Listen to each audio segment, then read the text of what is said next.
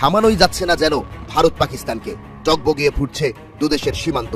যে কোনো সময় শুরু হয়ে যেতে পারে এ শতাব্দীর সবচেয়ে ভয়ঙ্কর যুদ্ধ। কাশ্মীর সীমান্তে ফের সংঘাতে জড়ালো ভারত ও পাকিস্তান। রাতভর দুই দেশের সেনাদের মধ্যে চলেছে বিচ্ছিন্ন গোলাগুলি। জম্মু কাশ্মীরে সন্ত্রাসী হামলার পর টানা চতুর্থ দিনের মতো ভারত পাকিস্তান সীমান্তে গোলাগুলি হয়েছে। একই দিন কাশ্মীরে অভিযান চালিয়ে আরো কয়েকটি বাড়িঘর গুড়িয়ে দিয়েছে ভারতীয় সেনারা।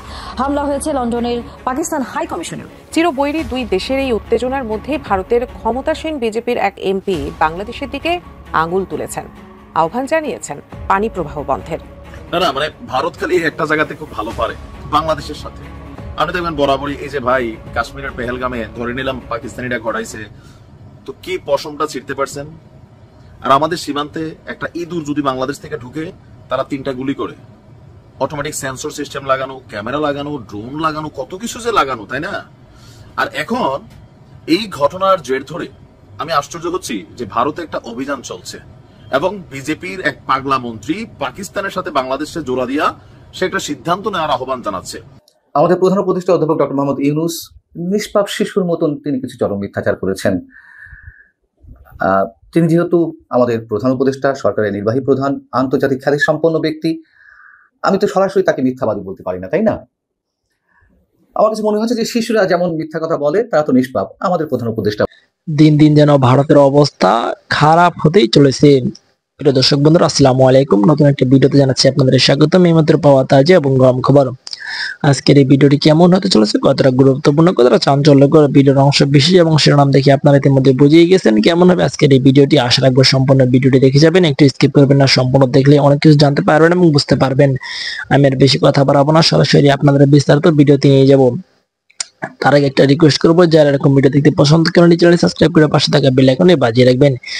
সেই সাথে আজকের এই ভিডিওটি কেমন লেগেছে সম্পূর্ণ দেখে অবশ্যই আপনাদের মূল্যবান কমেন্ট সেকশনে মূল্যবান মতামতটি জানিয়ে যাবেন। চলুন তাহলে এই ভিডিওতে লাইক করে দিয়ে আমরা বিস্তারিত ভিডিওগুলো মোবাইলের স্ক্রিন থেকে ধারাবাহিকভাবে একের পর এক দেখে আসি। সীমান্তে ফের সংঘাতে জড়ালো ভারত ও পাকিস্তান। রাতভর দুই দেশের সেনাদের মধ্যে চলেছে বিচ্ছিন্ন গোলাগুলি। যদিও দুপক্ষের সংঘাতের দায় একতরফা পাকিস্তানের উপর চাপাচ্ছে দিল্লি, ভারতীয় গণমাধ্যম বলছে লাইন অব কন্ট্রোল ভেঙে উস্কানিমূলক হামলা চালাচ্ছে ইসলামাবাদ। এদিকে পেহেলগামে সন্ত্রাসী হামলায় নিরপেক্ষ তদন্তের সমর্থন জানিয়েছে চীন। রোববার দেশটির পররাষ্ট্রমন্ত্রী ওয়াং ই পাক পররাষ্ট্রমন্ত্রী মোহাম্মদ ইশাক দারের সাথে টেলিফোনে কথা বলেন। এ সময় ভারত পাকিস্তান দুপক্ষকে উত্তেজনা কমাতে সংযম দেখানোর আহ্বান জানান ওয়াং ই। এদিকে ডন, জিও নিউজ, ARY নিউজ সহ পাকিস্তানের 16টি ইউটিউব চ্যানেল নিষিদ্ধ ঘোষণা করেছে ভারত। অভিযোগ, এসব ইউটিউব চ্যানেল থেকে পেহেলগাম হামলা নিয়ে মিথ্যা ও উস্কানিমূলক তথ্য ছড়ানো হচ্ছে।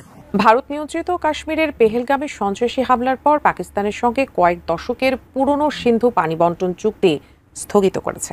জবাবে পাকিস্তান বলেছে এই সিদ্ধান্ত পাকিস্তানের সঙ্গে যুদ্ধ ঘোষণার শামিল। চিরবৈরী দুই দেশের এই উত্তেজনার মধ্যে ভারতের ক্ষমতাসীন বিজেপির এক এমপি বাংলাদেশের দিকে আঙুল তুলেছেন, আহ্বান জানিয়েছেন পানি প্রবাহ বন্ধের। বিস্তারিত শাহাদাত রিফাতের রিপোর্টে।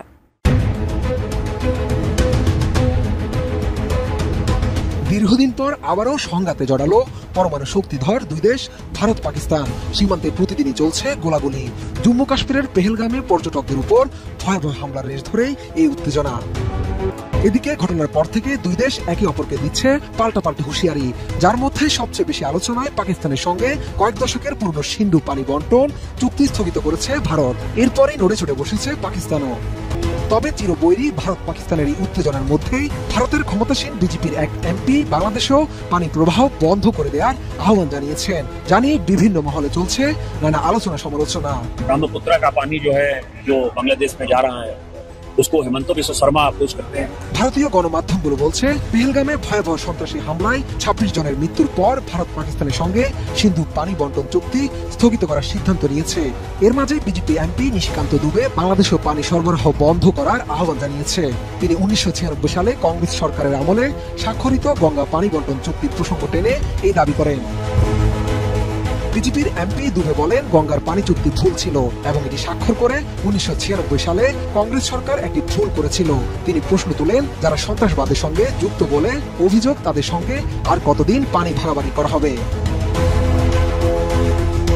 শুধু তাই নয়, কটাক্ষ করে বিজেপির এমপি দুবে আরো বলেন, আর কতদিন সাপকে পানি দেবে ভারত? সময় এসেছে এদের গুড়িয়ে দেওয়ার। ये अच्छा समय है, सही समय है कि हम पानी पिलाएं, सांप को कितने दिन तक जो है आप पानी पिलाएंगे। आज तो सांप के फन को कुचलने का समय है। ভারত ও বাংলাদেশের সীমান্ত নিরাপত্তা নিয়েও উদ্বেগ প্রকাশ করেন দুবে।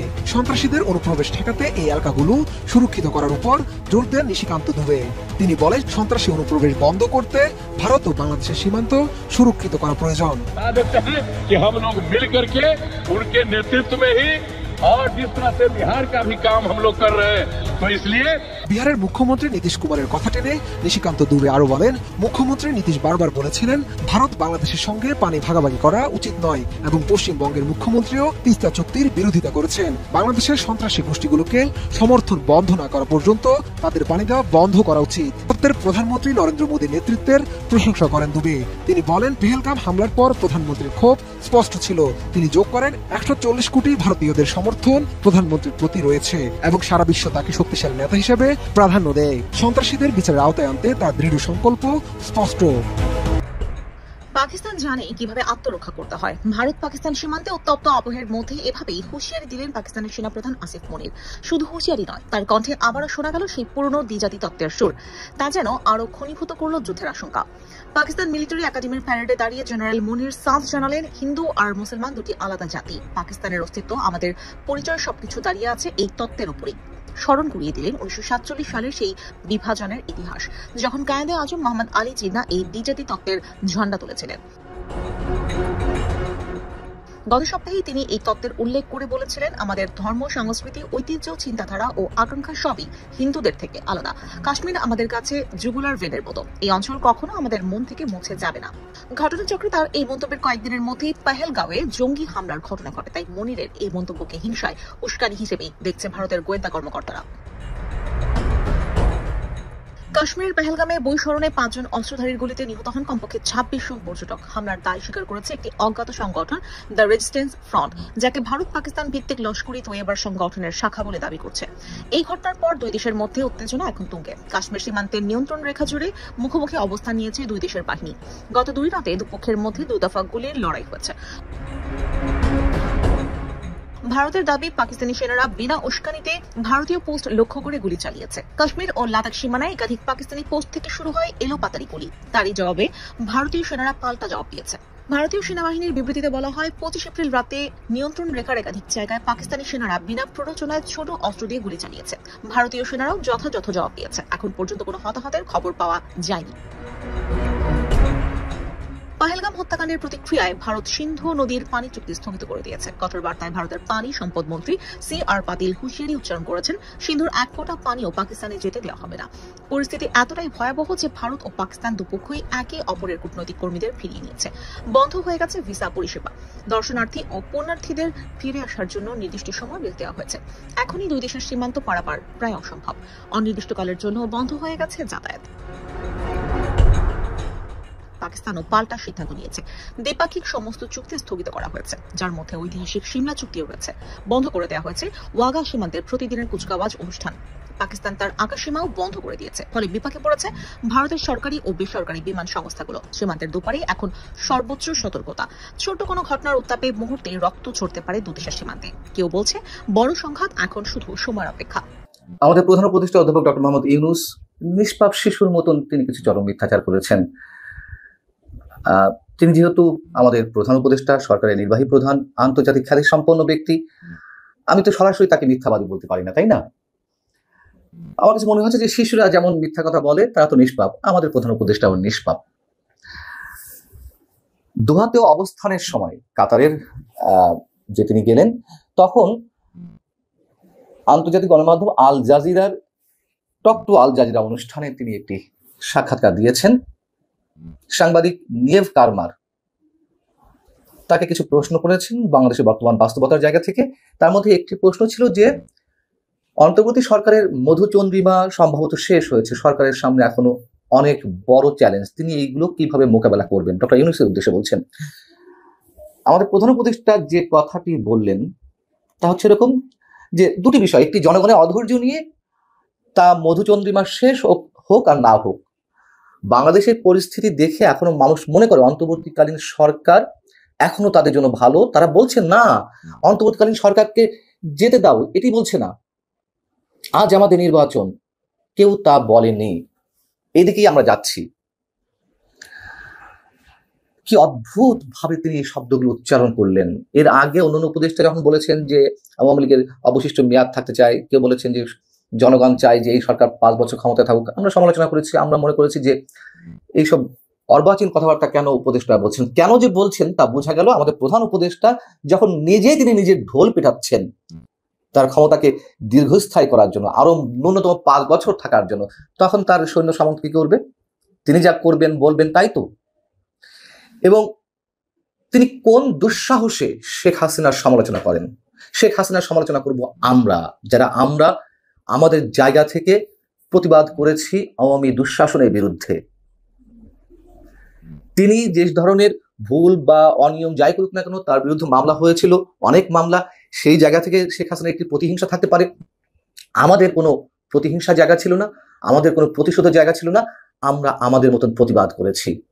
এবং শেখ হাসিনা যে কথাগুলো বলতেন তার চেয়ে নোংরা ভাষায় ডক্টর মোহাম্মদ ইউনূস বলছেন। শেখ হাসিনা 2009-এর পরে এসে 3টি নির্বাচন, প্রহসনের নির্বাচন করে যেমন প্রতিবার বলতেন জনগণ তাকে ক্ষমতায় বসিয়েছে, ডক্টর মোহাম্মদ ইউনূস ঠিক সেই ভাষাতেই কথা বলছেন, অথবা তার চেয়েও ভয়ঙ্কর কথা বলছেন। নির্বাচনই হবে না, তিনি ক্ষমতায় থাকতে চান জনগণের দোহাই দিয়ে। জনগণ কতটুকু তাকে রাখতে চাচ্ছে ক্ষমতায়? তিনি যাদেরকে নামিয়েছেন টাকা পয়সা খরচ করে, বিভিন্ন রাজনৈতিক দল কিংস পার্টি হিসেবে আত্মপ্রকাশ করছে, তাদের পেছনে টাকা পয়সার খরচ হচ্ছে আমরা এটি মনে করি, এবং তাদেরকে দিয়ে বলানো হচ্ছে যে তিনি আরো 5 বছর ক্ষমতায় থাক। শেখ হাসিনা স্বৈরাচার ছিলেন, সত্য কথা। তিনি যদি ফ্যাসিস্ট হয়ে থাকেন, তার চেয়ে বড় ফ্যাসিস্ট এই সরকার, বড় ফ্যাসিস্ট ডক্টর মোহাম্মদ ইউনূস, অনেক আগে থেকে আমরা বলে আসছি। বিবিসি বাংলাকে এর আগে একটি দেওয়া সাক্ষাৎকারে তিনি এই ধরনের মন্তব্য করেছিলেন যে দেশের বিপুল পরিমাণ মানুষের আস্থা বর্তমান সরকারের উপর রয়েছে, অপরাধের পরিমাণ মোটেই বাড়েনি, এগুলো হচ্ছে একটা খুচরো বিষয়। যে পরিমাণ অপরাধ ছিল সেগুলো তিনি খুচরা বিষয় বলছিলেন। তার এই বক্তব্যের পরিপ্রেক্ষিতে আমি একটি জরিপ চালিয়েছিলাম এই ইউটিউব চ্যানেলে মানচিত্রিতে। তো সেখানে 30-35 হাজার ভোট পড়েছিল। 86% মানুষ তার এই বক্তব্যের বিরোধিতা করেছিলেন, অনলি 13% মানুষ তার পক্ষে ছিলেন। যাই হোক, আল জাজিরাতে তিনি রোহিঙ্গা বিষয়ে কথা বলেছেন। তিনি বলেছেন আমি জাতিসংঘের সাথে কাজ করছি, মিয়ানমারের সাথে বোঝাপড়ার চেষ্টা করছি। কি বোঝাপড়ার চেষ্টা করছেন সেটা আমরা শুনলাম, জানলাম, দেখলাম। রোববারই আমাদের পররাষ্ট্র উপদেষ্টা বললেন যুক্তরাষ্ট্রকে বা যুক্তরাষ্ট্রের দাবি, জাতিসংঘের দাবি অনুযায়ী করিডোর দেওয়া হচ্ছে মানবিক সহায়তা পাঠাতে মিয়ানমারে। এ বিষয়ে কথা বলেছি এবং ভয়ঙ্কর একটা ছায়া যুদ্ধ, একটা প্রক্সি ওয়ারের মধ্যে আমরা ঢুকে যাচ্ছি। এবং তিনি বলছেন যে আমরা সমাধানের চেষ্টা করছি। এই জায়গাটিতে আমি স্পষ্ট করে বলবো, তাতে যতই খড়গ নেমে আসুক না কেন,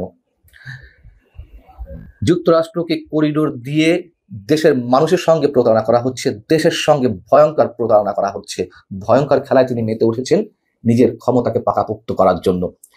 আল জাজিরাতে সাক্ষাৎকারের সময় তিনি বলেছেন যে সেই একই ঢোল পিটিয়েছেন, তবে একটু সরে এসেছেন, মানে তার জায়গায়, তার জন্য যেটি ভালো সেই জায়গাটি থেকে একটু সরে এসেছেন। তিনি আগে বলছেন ডিসেম্বর থেকে জুনের মধ্যে যে কোনো সময় নির্বাচন, এখন বলছেন যে ছোট সংস্কার হলে ডিসেম্বর, বড় সংস্কার হলে জুন 2026-এর, অর্থাৎ থেকে শব্দটা বাদ দিয়ে দিয়েছেন।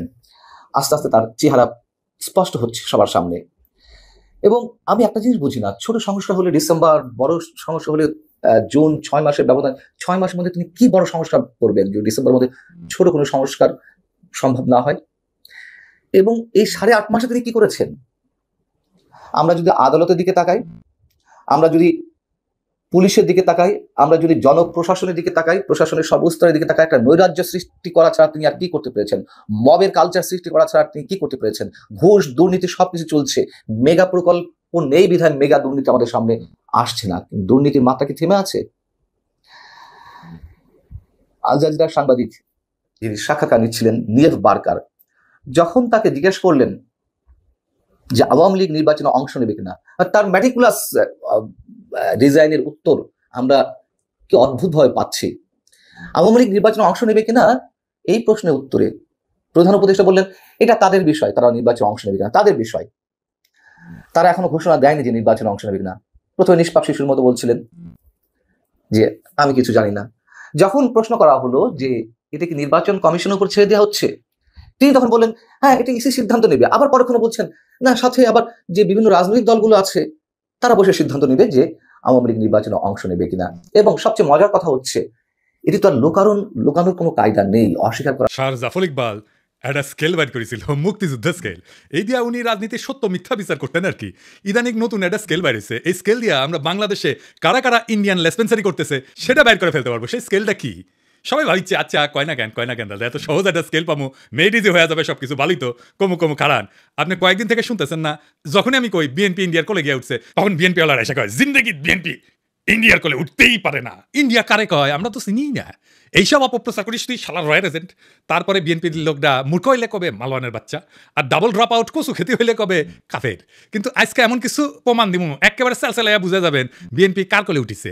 শুধু তাই না, বিএনপি একেবারে খাপ মমতাজের বাপের মতো ক্ষমতায় যাওয়া আর ক্ষমতায় থাকার জন্য আওয়ামী লীগের টেমপ্লেট ইউজ করেছে। আমি গত এপিসোডে কইছিলাম ইন্ডিয়া বিএনপি বুঝাচ্ছে ইসলামপন্থীরা বাংলাদেশে শক্তিশালী হচ্ছে, দেশের মানুষ ব্যাপকভাবে ইসলামের দিকে ঝুঁকিচ্ছে, তোমরা একা সামলাইতে পারবে না, এটা খাইছে বিএনপি। এখন বিএনপি ওয়ালারা কবে ইন্ডিয়া যে বিএনপি করছে আপনি জানলেন কেমনে? আপনি কি উঠে হাজিরা ছিলেন? না ছিলাম না, কিন্তু বুঝেছি কেন বুঝেছি, এটা শিখে দিই আপনাকে, চাইনিজ বুদ্ধি। আপনি যদি কারো ফেটে দেন না, তাহলে দেখবেন ও বাইরে হয়ে জায়গায় হাঁটিচ্ছে। তার মানে আপনি যদি কারো জায়গায় হাঁটতে দেখেন তাহলে বুঝবেন ওই গড়া গেছে, বুঝছাও? এইবার আসে দেখি ইন্ডিয়ার খাস লোকেরা বাংলাদেশে কি করছে। বিএনপির সাথে বামের ঐক্য হয়েছে, বিএনপির সাথে বামেরা থাকবে, রাজপথে নাকি আন্দোলনও করবি, মাশাআল্লাহ। কিন্তু এমএম আকাশ সবচেয়ে গুরুত্বপূর্ণ কথাটা কয়ে ফেলছে ফসাদ কইরা।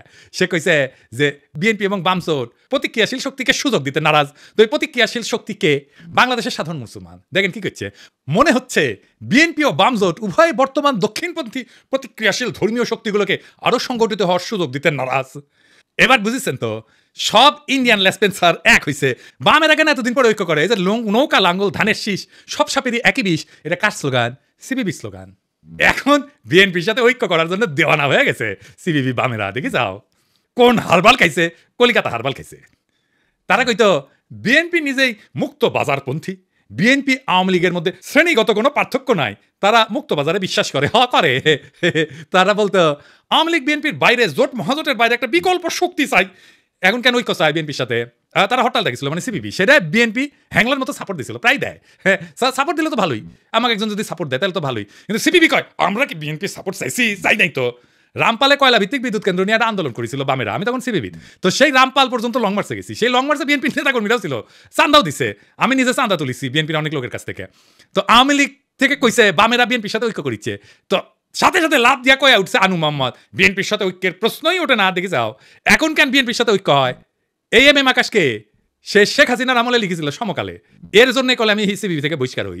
আমার কোনো রাগ নাই, মানে আমি কইছিলাম ওরে বহিষ্কার করতে হবে, উল্টে আমি বহিষ্কার হয়ে যাই। সে লিখেছিল তবে ঘটনা যাই ঘটুক, প্রগতিশীল মুক্তিযুদ্ধের পক্ষের শক্তির ক্ষেত্রে যা করণীয় সেটা হচ্ছে 1971 সালের পরাজিত প্রতিক্রিয়াশীল সন্ত্রাসী শক্তিকে যদি আওয়ামী লীগ রাষ্ট্রীয় বল প্রয়োগ করে দুর্বল এবং নিঃশেষিত করতে পারে, তাতে বাগড়া না দেওয়া।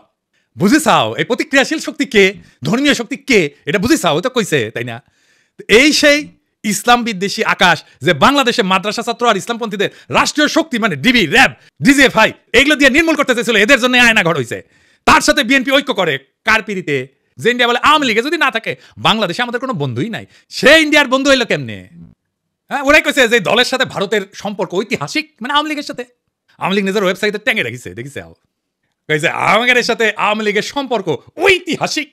এবার দেখেন আওয়ামী লীগ কি কয়, শুনেন। Well, you know, India is a great friend of Bangladesh. 1971, they supported us, and also 75, they gave shelter.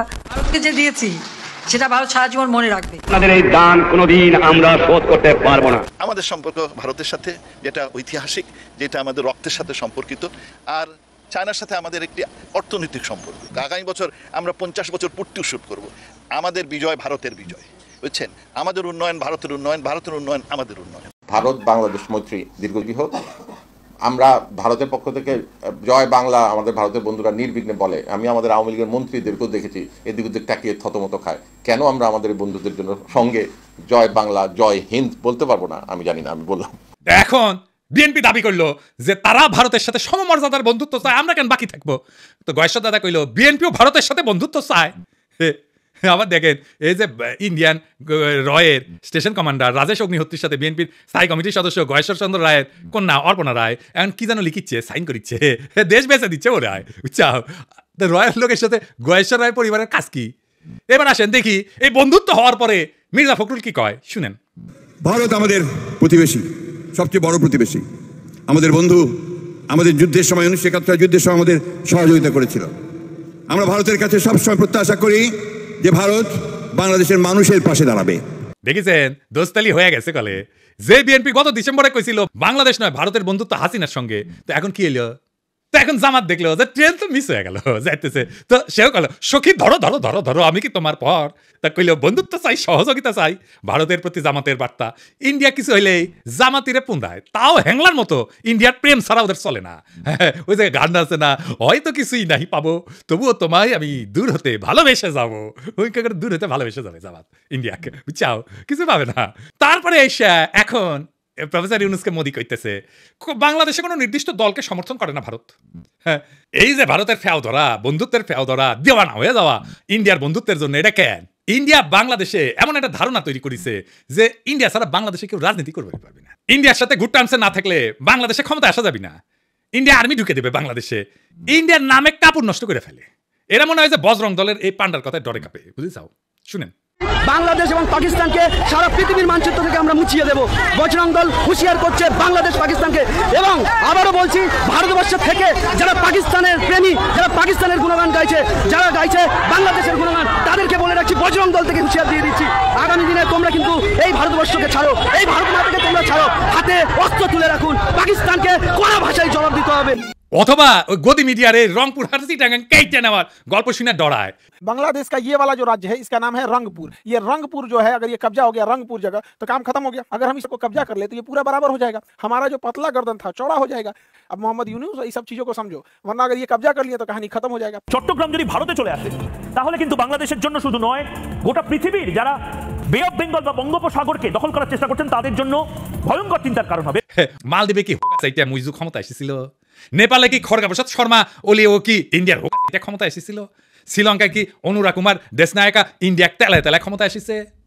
এই ছোট ছোট দেশগুলা ভারত বিরোধিতা নির্বাচনী ম্যানিফেস্টোতে দিয়ে যদি ক্ষমতা আসতে পারে তাহলে বাংলাদেশের রাজনৈতিক দলগুলো ডরায় কেন?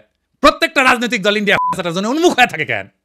তাইলে যারা মনে করে ইন্ডিয়ার থাকলে বাংলাদেশের রাষ্ট্র ক্ষমতা আসা যাবে না, রাজনীতি করেন না, বাংলাদেশে ভোটে দাঁড়ায় না।